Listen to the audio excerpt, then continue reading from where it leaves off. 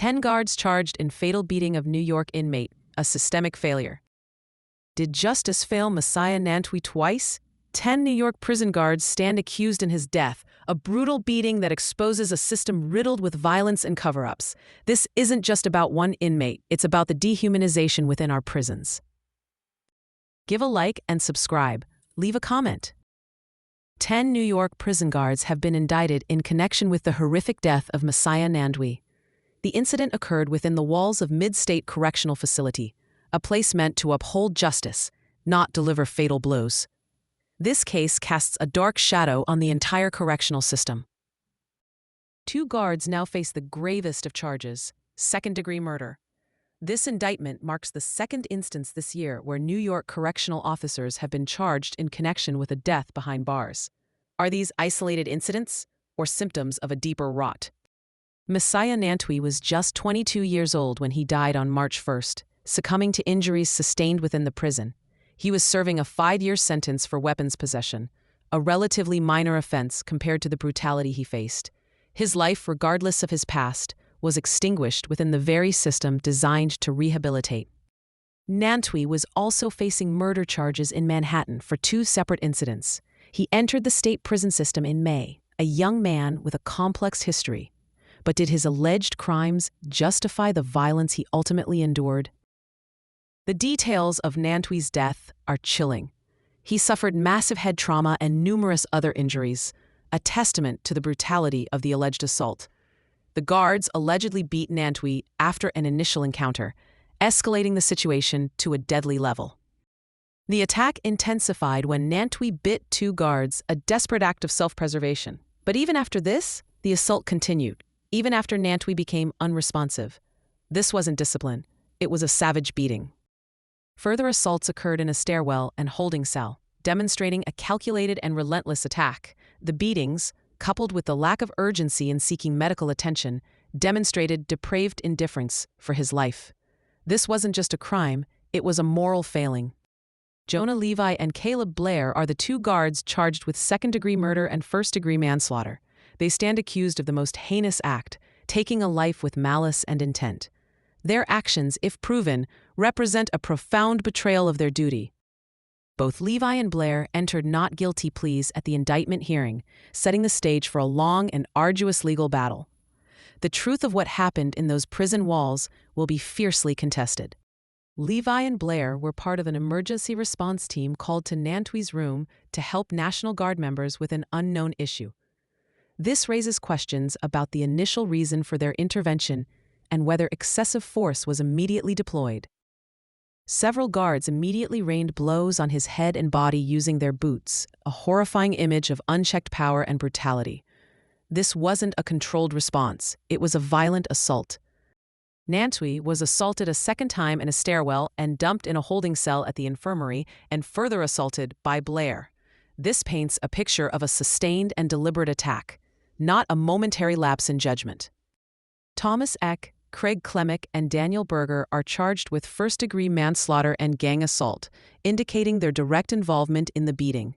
Their alleged actions contributed to Nantwi's death, making them culpable in this tragedy.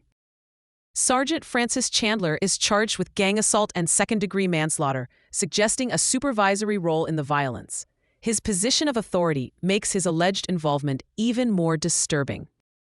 Sergeant David Ferrone, Nicholas Vitale, Sergeant Michael Iffert, and Sergeant Donald Slauson are charged with cover-up, indicating a coordinated effort to conceal the truth. Their actions, if proven, represent a betrayal of their oath and a perversion of justice. All other 8 guards entered not guilty pleas, setting the stage for a complex legal battle to determine their individual culpability. The truth of what happened in those prison walls will be fiercely contested. The alleged cover-up reveals a deeply troubling culture within the prison system. It suggests a willingness to protect fellow officers, even at the expense of justice and accountability.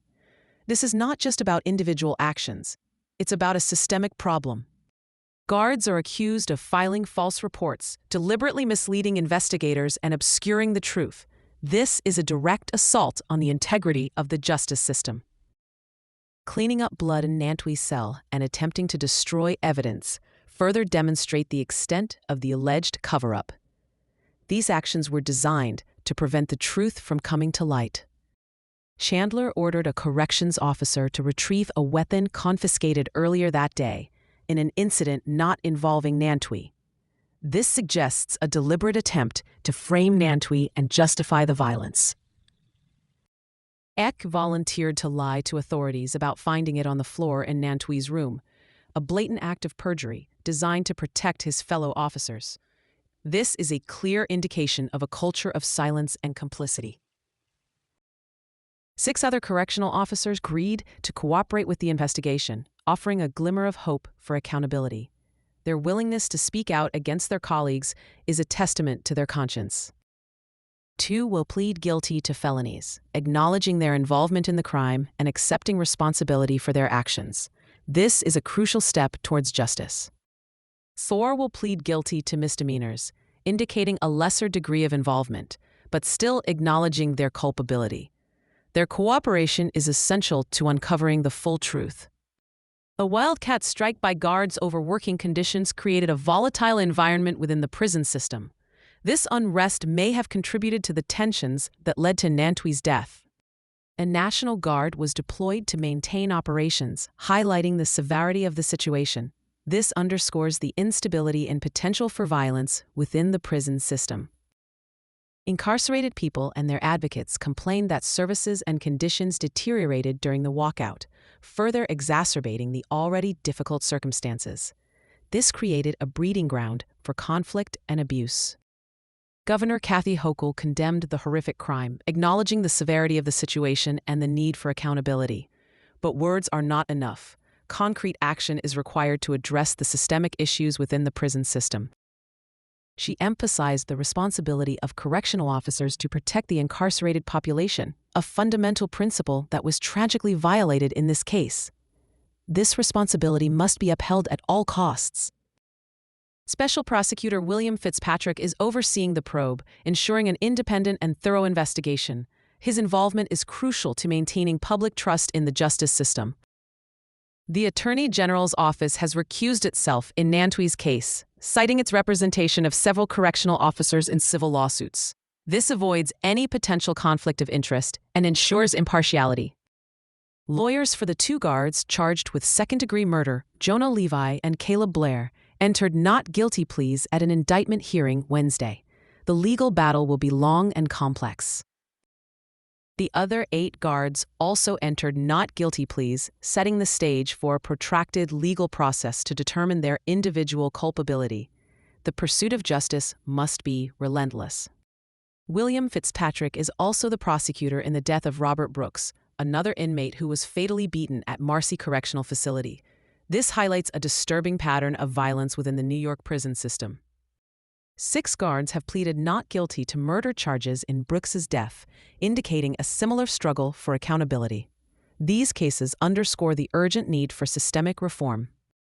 Other prison employees have been charged, further demonstrating the widespread nature of the problem. This is not just about a few bad apples. It's about a culture that allows abuse to flourish. Prosecutors in Manhattan say Nantwi shot and killed Jalen Duncan, 19, on a Harlem street in April 2023. This adds another layer of complexity to the narrative, highlighting the cycle of violence that plagues our communities. The following evening, they say, he shot and killed Brandon Brunson, 36, at a Harlem smoke shop after an argument. While these allegations are serious, they do not justify the brutality he faced in prison. This case is a stark reminder that everyone, regardless of their past, deserves to be treated with dignity and respect. The justice system must uphold these principles, even within the confines of a prison. This is not just about Messiah Nantwi. It's about the systemic failures that allow such tragedies to occur. It's about the dehumanization of incarcerated individuals and the culture of violence that pervades our prisons. We must demand accountability, transparency, and meaningful reform. The lives of those behind bars depend on it. Take action now. Demand a full investigation into the systemic issues within New York's prison system. Contact your state representatives, support organizations fighting for prison reform, and share this story to raise awareness. Let's ensure that Messiah Nantwi's death is not in vain and that no one else suffers such a horrific fate behind bars.